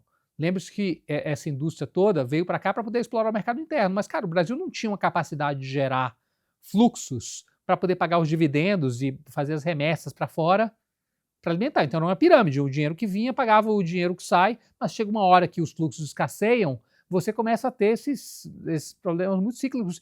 E esse negócio foi reposto com dinheiro de empréstimos, né? Existia nos anos 70 a lógica países não quebram, né? Que é a máxima lá do presidente do Citi da época, e isso deu errado. E aí a gente vai acontecer uma coisa nos anos 80, que é uma mudança no mundo, quando o mundo vira unipolar. Quando o mundo vira unipolar, você pode fazer negócio em qualquer lugar. E aí foi quando começam a surgir as cadeias de valor, né? E a Ásia, nesse momento, tem o quê? Tem muita gente. E o que é que eles usam como alavanca de crescimento? A gente. A gente, quer dizer, as pessoas, né? Você tinha mão de obra muito barata em muita quantidade. E você começa a ter esse processo, quando Deng Xiaoping toma o poder, né, nos anos 70, abre as zonas de especiais de exportação, e isso não é verdade só lá, você já tem nesse momento já a Taiwan dando super certo, tem mesmo caso, bom, a Coreia já começa a se desenvolver também. Então, e o Japão já tinha trilhado exatamente esse mesmo caminho. O Japão também tinha muita gente. E o Brasil entra em crise, porque aquele modelo que a gente tinha, a gente não era.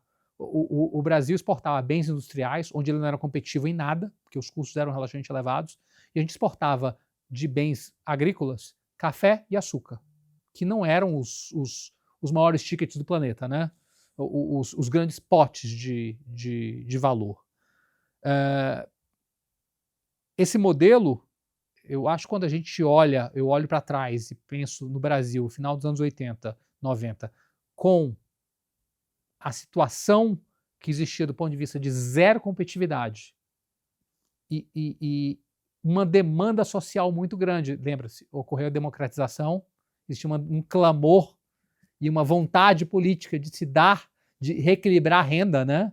No final das contas, tinha todo o discurso de esquerda e tudo mais, e você tem uma combinação perfeita para as coisas não andarem, para a gente só entrar num buraco cada vez maior, não sair desse processo de falta de competitividade. Eu acho que a partir daí tem duas coisas relevantes que acontecem. A primeira delas é, durante o governo Fernando Henrique, a lei de responsabilidade fiscal. E aqui eu acho que não é só a lei de responsabilidade fiscal, ela é também a questão de você acabar com os buracos nos estados. Cada estado tinha o seu próprio banco. E ele podia emitir dívida sem limites contra o teu próprio banco, e o banco do estadual ia lá e tomava dinheiro do BC. Então significa dizer que você tinha 20 e tantos buracos no Brasil absolutamente sem controle nenhum. Então, quando isso passou a ser controlado, e aliás, diga-se de passagem, isso tem um paralelo com a China, tá? Porque os governos locais na China, eles têm, e essa é uma diferença grande em relação ao Japão, que os governos locais da China, eles têm um leeway para poder emitir dívida naqueles veículos especiais, que é muito grande. Mas não quero sair do ponto focal aqui, não. Então, o que ocorre? Existe isso, mas o Brasil segue com um balanço horroroso, né? Uma dívida externa que ainda é muito, muito grande, uma conta corrente que é estruturalmente negativa e muito negativa. E aí a gente tem a segunda coisa fantástica que acontece, que é esse boom de commodities por conta da China no início dos anos 2000, quando a China entra na OTC, que é uma virada grande no mundo. E o boom de commodities, assim, quando a gente olha para trás, talvez a gente pudesse ter aproveitado ele melhor para poder ter transformado a figura fiscal do Estado, mas para uma coisa ele serviu, ele acertou o balanço do país. Então, basicamente, nesse momento, você sai dessa posição tão vulnerável e passa a ter reservas, né? O balanço do país se corrige nesse momento. E o Brasil teve momentos até que começou a ter superávit na conta corrente. Então, essa foi uma virada muito grande. Agora, o ponto onde eu quero chegar, que eu acho que é onde muda o nosso modelo de negócios, é quando a gente começa a ter alguns setores onde a gente é super competitivo. Então, eu acho que o setor agrícola no Brasil hoje, ele é classe mundial. Ele tem custos que são custos muito competitivos, estão na base, né, de qualquer outro lugar. O que significa dizer que é que nem mineração, né? Mineração, a questão não é você... O sujeito, quando o minério de ferro estava $200, você pagava um caminhão para poder transportar lá do meio de Pernambuco, do meio da Bahia, o minério até o porto. Em épocas normais, só quem tem um ativo de baixo custo, que são o ativo da Vale, o ativo da Rio Tinto, que você consegue operar e ainda ter retorno. Não dá para mandar minério de caminhão, não paga. Mas quando você tem o ativo todo integrado, esse negócio funciona.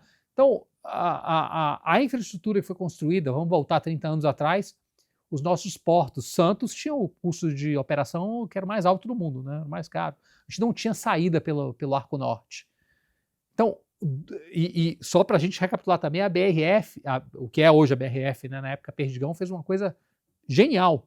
Botaram as plantas lá no meio do Centro-Oeste. Então ele comprava milho pelo preço com desconto. O custo de transporte era enorme. Ele, em vez de transportar milho, que é muito, muito, muito pesado, transportava frango, onde você tem na proteína um valor agregado muito maior, o transporte pesa menos.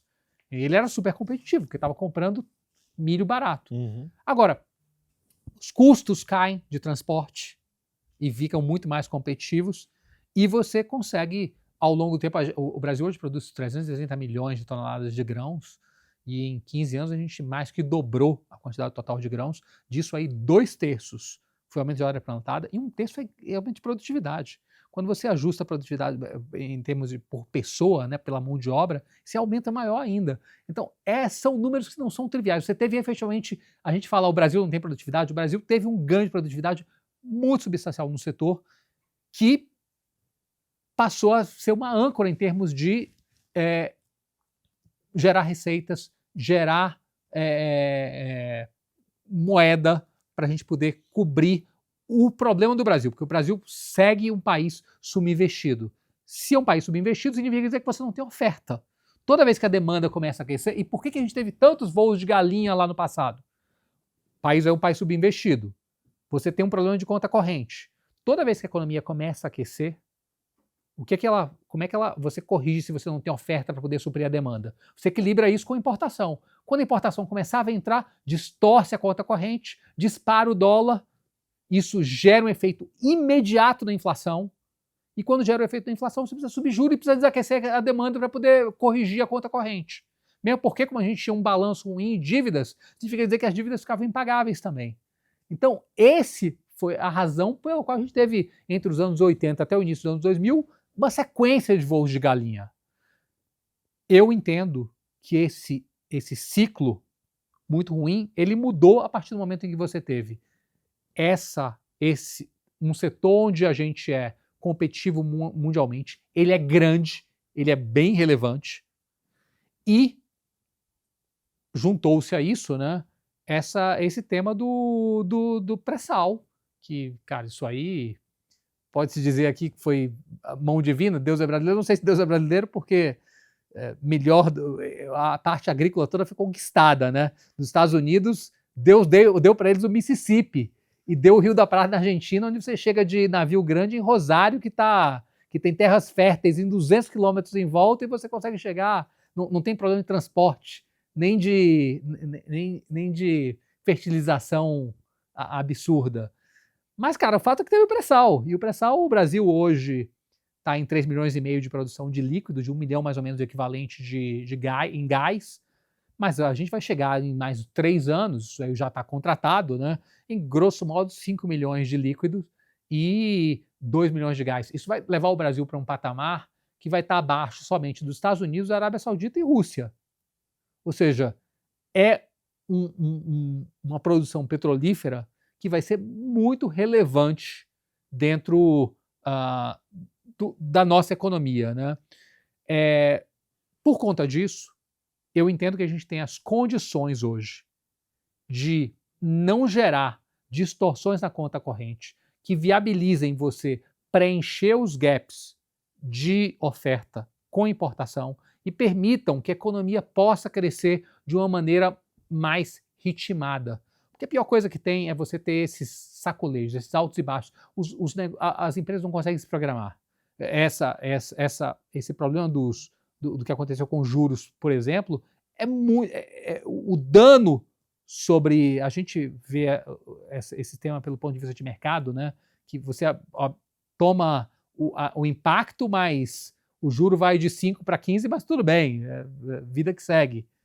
Para um negócio não é assim, porque nenhum negócio é viável com preço de dívida no mesmo preço de equity. E aí você, na verdade, precisa reorganizar os negócios e nenhum negócio consegue se reposicionar nessa velocidade. Então, a forma como eu vejo é que, do ponto de vista estrutural, o grande problema de fundo do Brasil, que era um problema de conta corrente e de competitividade, ele está bem endereçado. Aí a gente tem a questão dos catalisadores, né? O que está, na verdade, todo dia, toda hora, aí é o tema fiscal.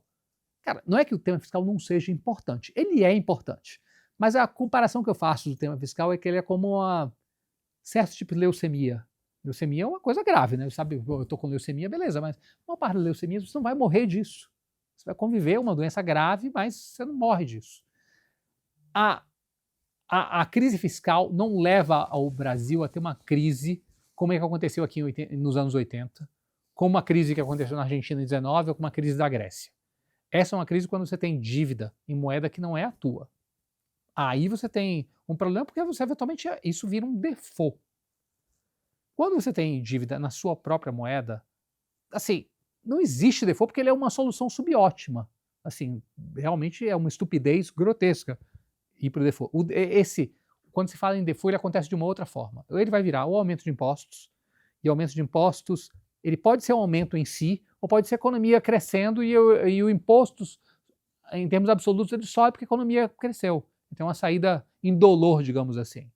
Ou ele vai virar inflação, né? E aí é um processo mais lento. A forma última de se defender efetivamente é saindo da moeda e tudo mais, ou depende do que aconteceu com os juros também, ou em bens reais. Agora, ou seja, e não parece que existe um teto. Com 90% de dívida o país quebra. Por quê? No final das contas, os estudos lá de 15 anos atrás, da Carmen Reinhardt e do Rogoff, falavam que existia um número mágico para países emergentes que era 65%.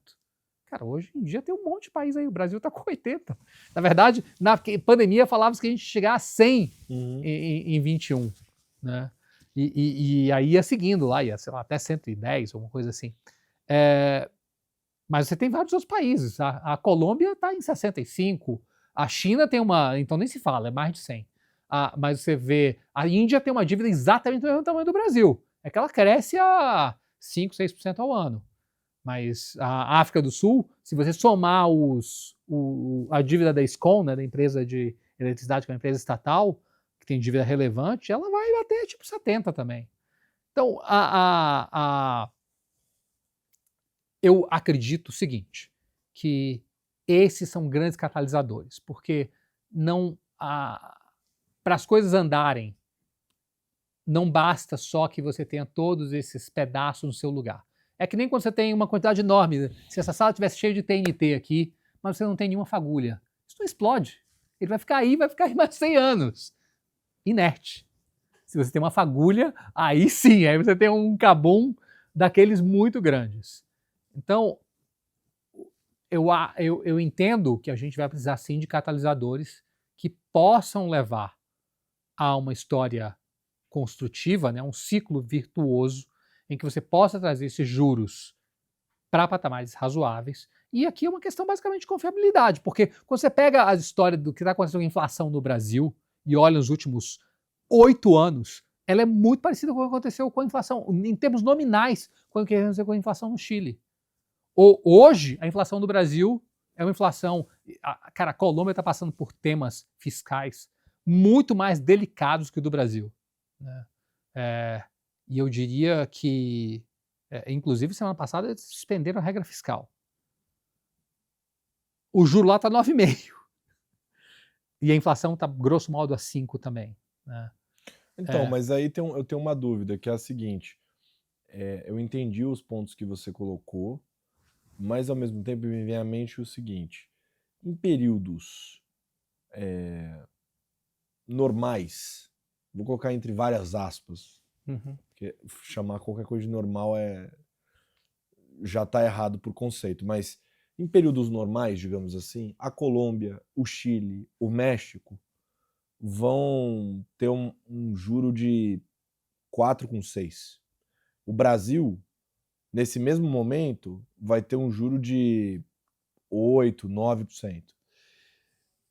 Numa situação mais difícil, Chile, Colômbia, México vão ter juros de 9,5%, com 10%, e o Brasil está com juro de 15%. Então, historicamente, a gente sempre teve um padrão de juros mais elevado, que é explicado justamente pela componente fiscal, porque quando a gente trouxe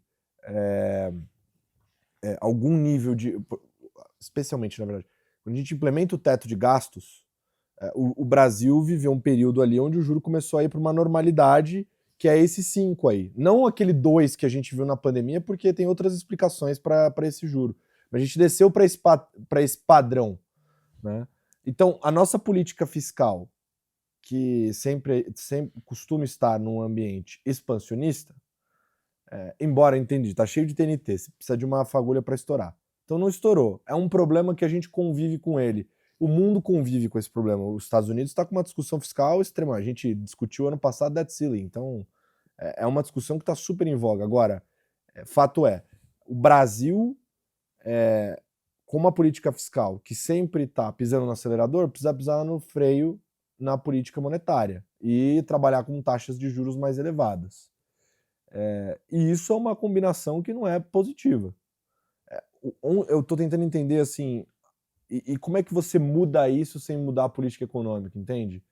Porque pelo menos o mandato que a gente vê desse governo até agora não é de controlar os gastos, a trajetória de gastos continua em expansão. Como é que você enxerga esse ponto?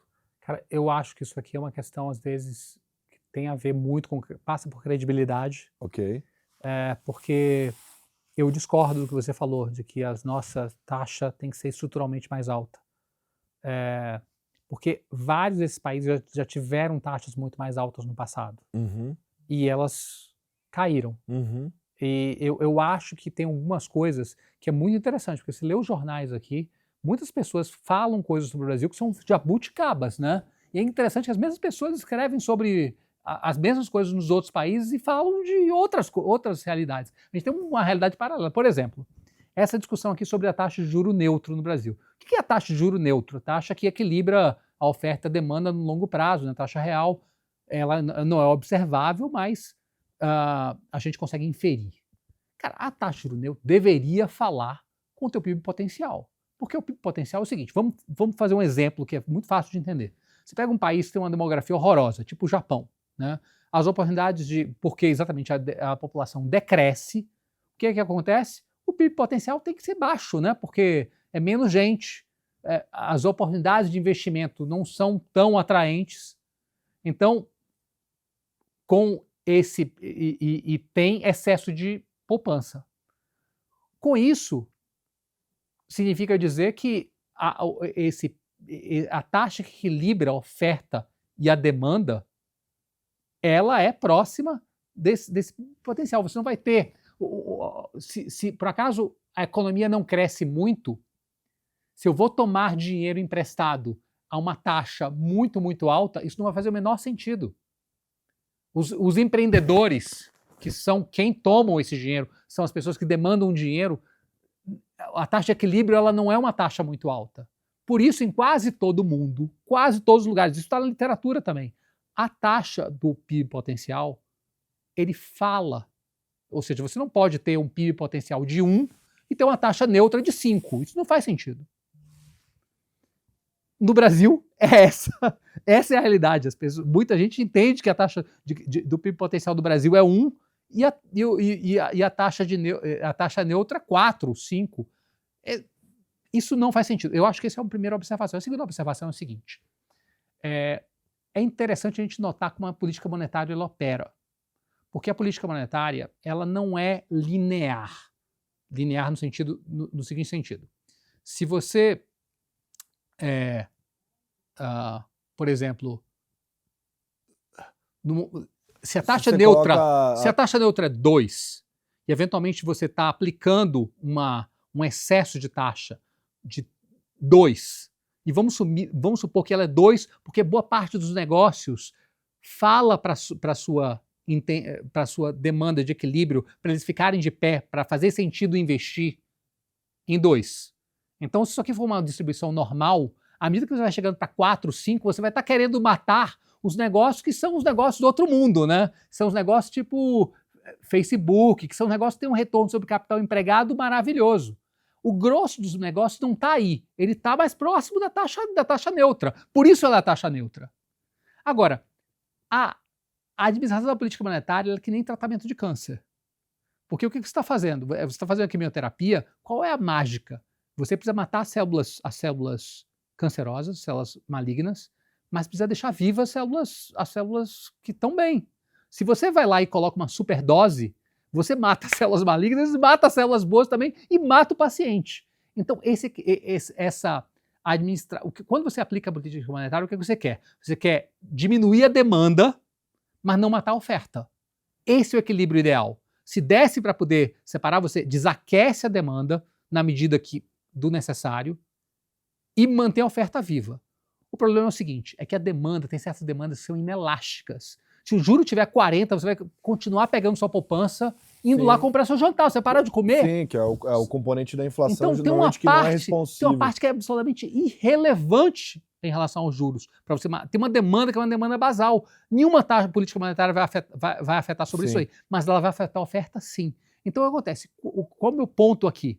Quando você começa a colocar taxas que ficam muito longe da taxa neutra, elas causam distorções muito grandes e não produzem efeito nenhum. A política monetária ela exerce muito mais efeito quanto mais próximo, ela como se fosse uma curva. E às vezes é como o carro, um trem que está descendo uma montanha que tem uma carga de movimento, uma inércia muito grande. Não adianta você querer frear ele em 50 metros, ele não vai frear. Ele vai frear é uma conta, ele vai frear num certo espaço de frenagem, e se você simplesmente colocar esse negócio todo no pé do freio, é o problema que o ABS resolveu. Porque quando você freia completamente e trava a roda, o carro só desliza. Então a política monetária, num certo momento, ela deixa de ser efetiva e ela começa simplesmente a afetar a oferta. O que ela vai gerar? Inflação futura.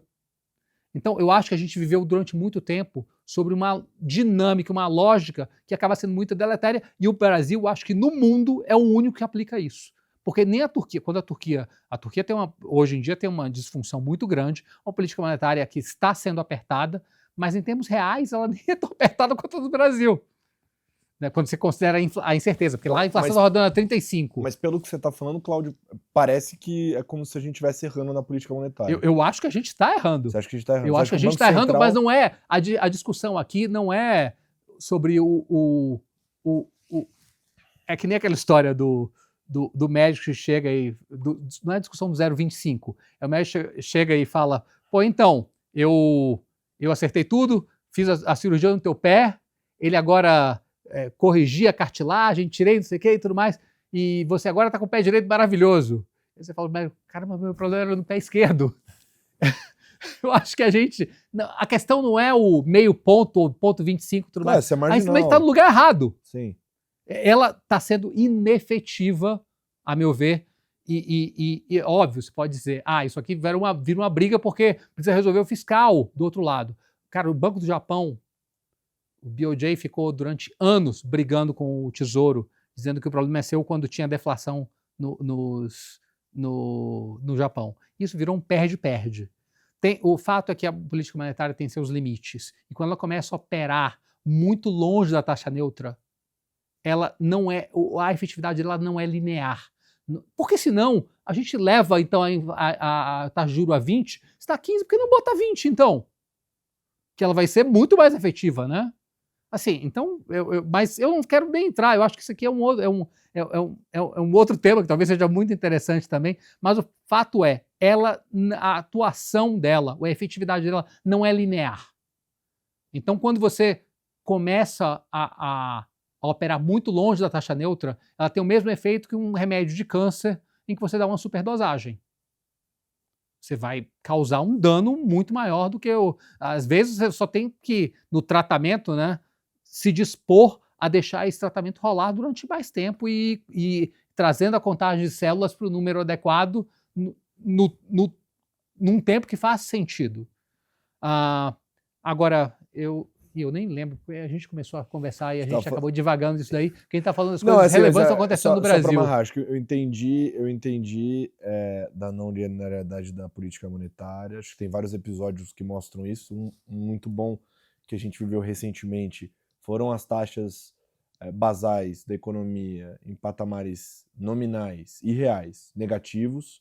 Ou seja, a Alemanha jogar a taxa de juro básica para o negativo, esperando que o seu Herman ia falar, não, peraí, então meu depósito bancário agora me faz perder um dinheiro garantido, então eu vou sacar esse dinheiro e vou comprar uma BMW agora, porque eu vou consumir. Não funciona assim, não né? Não funciona, né? Ele vai poupar mais dinheiro, eventualmente, porque ele vai perceber que a aposentadoria dele piorou a situação. Então eu entendo a não linearidade, mas assim, o que você está me dizendo, o contexto todo da nossa discussão era para chegar no evento eleição e dizer que basicamente ele não é o ponto mais importante da história. Eu acho que esse tema fiscal, credibilidade e eleição, ele é um relevante catalisador. Eu não tenho bola de cristal, tá? Não sei exatamente o que vai acontecer. Eu vejo alguns cenários mas aqui. Se tem uma transição... Eu acho que o que a gente discutiu antes é que eu acho que a forma como eu articulei isso aqui, eu acho que houve uma mudança no modelo de negócio no Brasil que até hoje não está refletida no preço dos ativos, especialmente os ativos de bolsa. Ela não está refletida e para que ela venha a ser refletida, ela precisa de um catalisador. Entendi. E eu entendo que a eleição pode ser esse catalisador. Eu acho que se por um acaso a gente tiver, dependendo do caminho que esse negócio tomar, eu entendo que a gente eventualmente pode ter não vai ser uma alta vai ser uma alta histórica, uma coisa assim de tipo mercado subir 200%. Num período de tempo, óbvio. Não estou falando em um ano, estou falando ao longo de alguns anos. Sim. O bull market, né? A gente vai ter um bull market dos grandes. Agora, se eventualmente não tiver esse catalisador, você continua com essa dinâmica, mas eu entendo que a crise de conta corrente, como a gente teve várias vezes, e como existem vários mercados nessa situação, vários países nessa situação hoje, por exemplo, você tem um país como o Egito que vive num ciclo ainda amarrado nesse de problemas, né? Você tem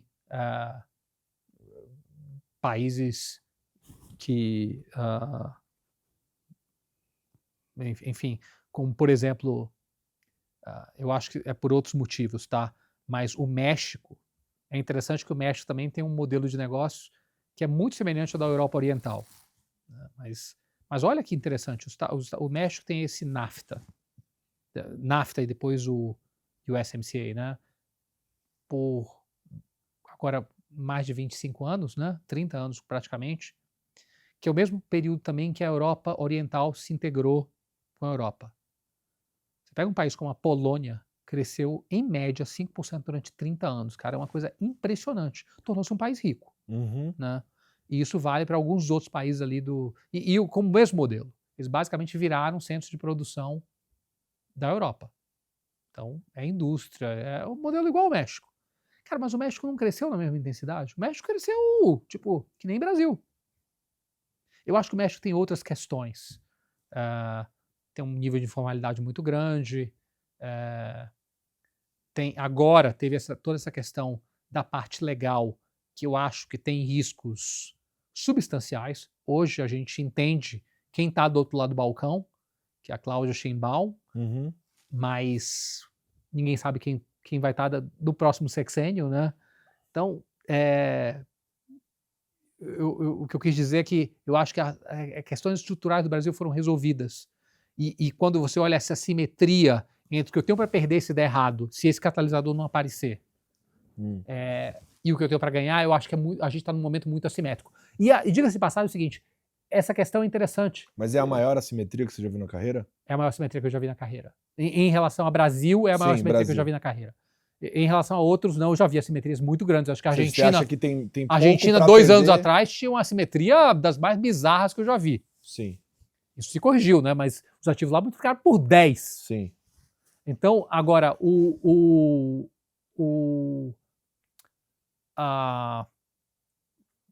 esse tema dessa assimetria aqui no Brasil é que a gente pega todos esses mercados de consumo, né, de mercados domésticos e tudo mais, e apesar deles não serem o que está puxando, né, que a gente acabou de discutir antes, que são a parte externa e tudo mais, eles acabam sendo os maiores beneficiados, né?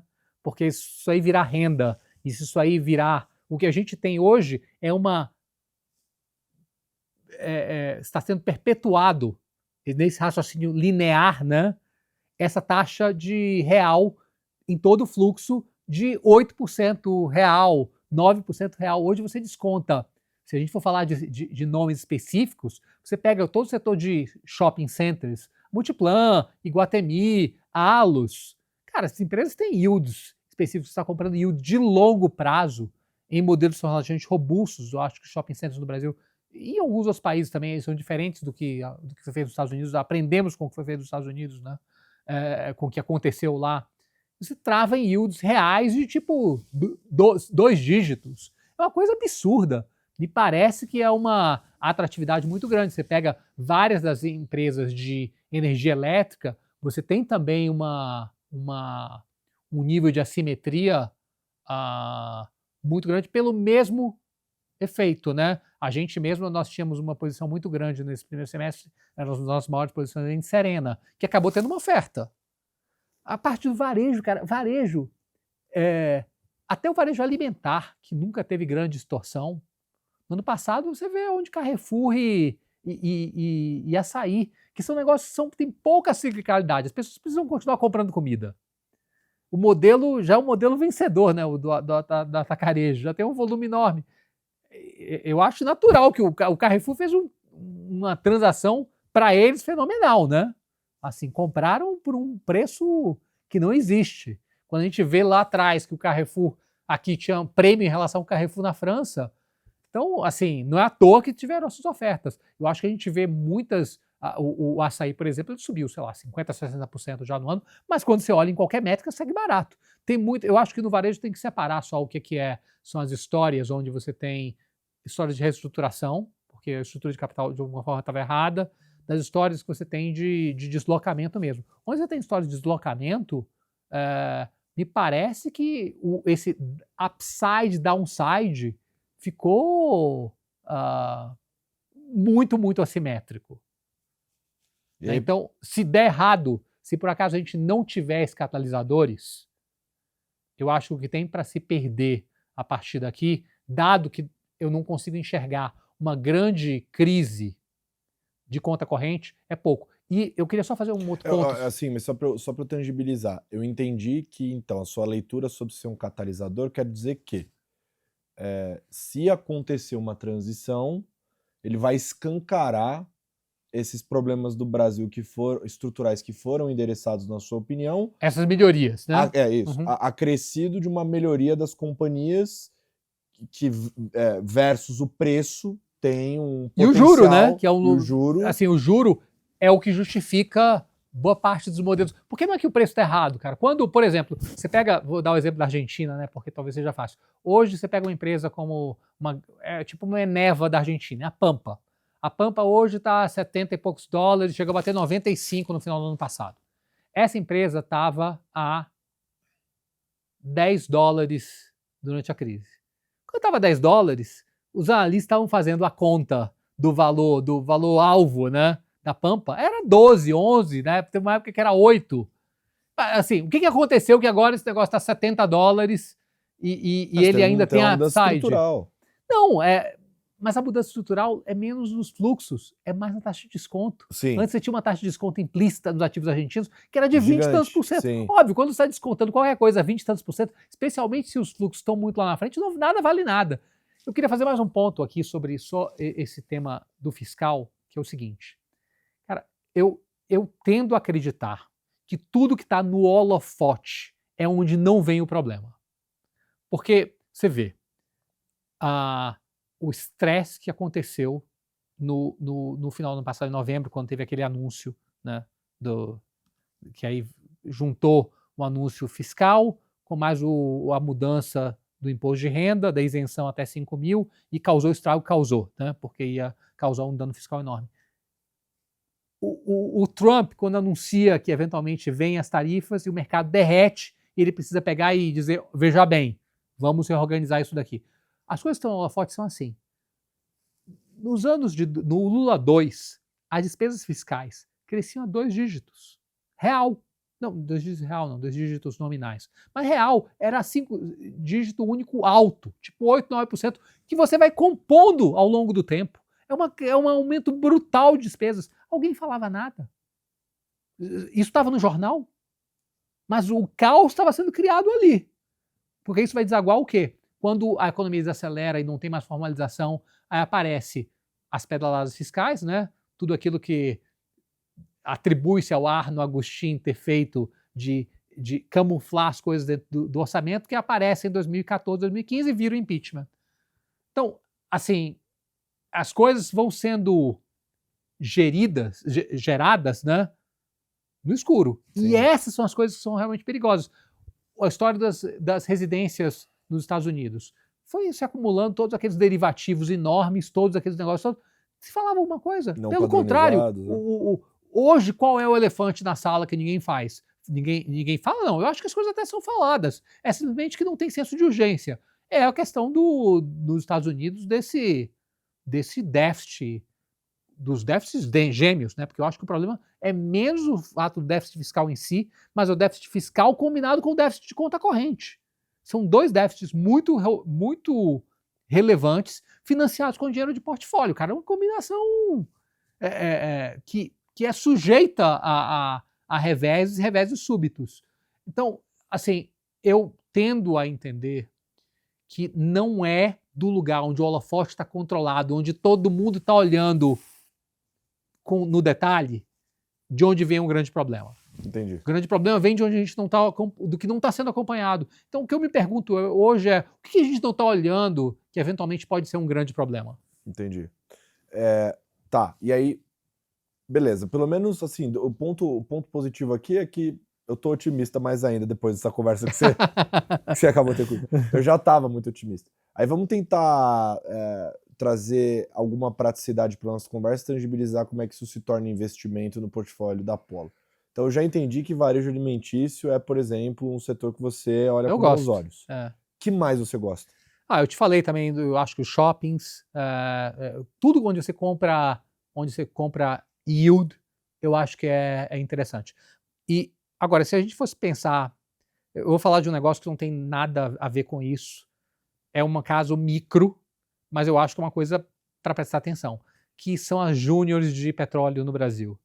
E aqui, cara, eu acho que assim, toda vez que eu vejo alguma coisa que está deslocada, eu fico me perguntando qual a razão de estar assim, porque se eu não consigo entender a razão, eu já tenho mais receio de fazer um investimento num negócio que eu não consigo entender por que ele está deslocado. Esse eu acho que eu consigo entender. Você pega a Brava, por exemplo, e eu acho que é uma combinação de algumas coisas. Primeiro, é que esse é um setor que consolidou nos Estados Unidos, então os campos mais produtivos de shale e tudo mais, que é onde estão as júniores dos Estados Unidos, né? Acabaram indo para as mãos das grandes. E as outras, cara, são as que operam, especialmente no mercado de dívida, e operam nas coisas que estão mais próximas ali do custo de produção mais elevado. Então, são os negócios mais voláteis. E teve um refluxo de mercado com esse retrocesso do petróleo esse ano. Eu entendo que esse é uma parte, ou seja, o fato de essas companhias estarem mais abandonadas num contexto internacional é uma parte da questão. E a segunda é que, no caso específico da Brava, tem essa questão de que todo mundo olha os acionistas e fala, cara, todo mundo aí quer sair. Então, isso acaba colocando uma certa peso, né, em cima das cotações. Agora, fora isso, mantendo-se esses níveis de preço de petróleo e a despeito dessa turbulência agora, talvez ser ruído, porque como a gente falou antes, né, nós não estamos mais nos anos 70, nem intensividade de uso de petróleo, nem de concentração de produção no Oriente Médio. Mas elas até são beneficiadas nesse processo, né, porque continuam produzindo igual e coletando um preço mais alto. E se não tiver nada explodindo, não tem endividamento excessivo, parece que o tema são mais temas operacionais, mas são temas do dia a dia, porque não tem ciência de foguete aqui, não é que você está fabricando semicondutores, aquela fábrica da TSMC, né? Nem a fábrica da Samsung. Então, me parece que é um setor que é das nossas maiores posições também. E a maior posição do fundo é uma posição secular, já que a gente tem há muito tempo. Nós somos investidores já de longa data da construtora Tenda, e esse é um tema secular. Minha leitura é que esse mercado assim, tem alguns negócios que são boas políticas públicas. Eu acho que o Brasil tem algumas, né? O SUS é uma delas, o Minha Casa Minha Vida, que já mudou de nome, já passou por alguns governos e tudo mais, é uma delas. O ProUni é uma outra boa política pública. Eles acabam gerando negócios que são negócios onde você tem retornos que às vezes não são espetaculares, mas eles são muito estáveis e viabilizam um volume muito grande. Então, esse é um negócio onde a demanda, portanto, o volume, né, é colossal. Depende basicamente de você ter capacidade de financiamento, mas ele não tem a ciclicalidade dessas taxas, porque ele opera na taxa fixa, digamos assim, do FGTS. Então, o meu entendimento é que é um negócio onde nós temos, ao contrário do negócio de construção regular, né, onde você tem uma ciclicalidade muito grande, nesse negócio você tem uma ciclicalidade menor, com ótimo retorno sobre capital empregado. Você pega agora, onde os volumes cresceram bastante, a empresa está negociando, provavelmente, no consenso de analistas aí, com um PL de menos de 5 para 2026. Assim, não é tão comum assim achar bons negócios e que sejam sustentáveis por um longo tempo. Então, essas são algumas coisas que eu acho que chamam a atenção. Olha, o que eu consigo dizer desse nosso bate-papo aqui é que ele é inusitado e bem diferente das conversas que a gente vinha tendo, mas você tinha me prometido isso mesmo, então eu acho que você Tô feliz que eu consegui cumprir a promessa. Entregou o que prometeu. Mas eu acho que isso enriquece muito, assim, ter a gente ter essa recorrência obrigatória de conversa aqui no Stock Pickers e ter essa rotatividade de pontos de vista é algo que eu acho que enriquece muito o debate, né? A coisa que você mais quer, eu acho que você deve ter essa prática também, é conversar com alguém que você acha muito inteligente e que eventualmente discorde de você, né? Claro, porque você aprende alguma coisa nesse ele processo. testa. Se você sai de lá e continua convicto, você saiu mais convicto até, talvez, né? Sem dúvida. Então, eu acho que foi interessante pegar e sair um pouco desse prisma de falar que só eleição, né? Olhar outros fundamentos. Você com certeza volta aqui, Cláudio. Então, eu queria te agradecer por ter topado o convite louco de vir aqui no Stock Pickers. Não, um prazer. Adorei. Eu acho que foi um bate-papo excelente. E, enfim, tamo aí. Vamos fazer outros. Agora, queria também sugerir para vocês acompanharem o trabalho da Apollo, né? Enfim, faz produção de conteúdo. A turma bate um bolão lá também, os fundos estão abertos também. Acompanha o trabalho da Apollo Capital. E como eu falei, outros convites acontecerão. Então, a gente vai ficando por aqui. Semana que vem tem mais. Um beijo. Tchau. Show me the money.